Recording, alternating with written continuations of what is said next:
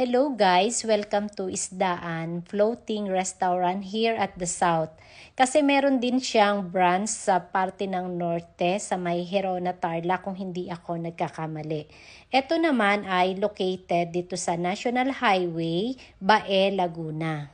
Marami nga nagsasabi na kapag nakarating ka na dito ay para ka na ring nakarating ng isang parte ng Thailand. Thailand feels nga daw pag napunta ka dito sa restaurant na ito. Ito nga ay dahil pagpasok mo pa lang ay mga higanteng statue ang bubungad sa iyo.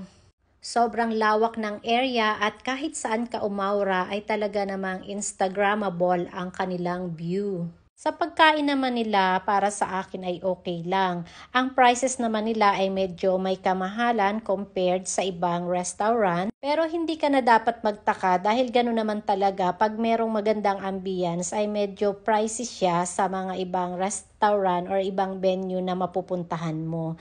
Wala naman din silang entrance fee dito. At isa pa nga nakakatuwa dito ay marami silang performers, may mga kumakanta sa kubo-kubo pero humihingi muna sila ng permission kung gusto ninyo na kantahan kayo habang kumakain kayo. Masaya at nakaka-good vibes ang ambience nila. Kaya guys, pag napunta kayo dito bandang South Bae, Laguna, ay pasyalan nyo na ang restaurant na ito at talaga namang mai-enjoy nyo experience dito.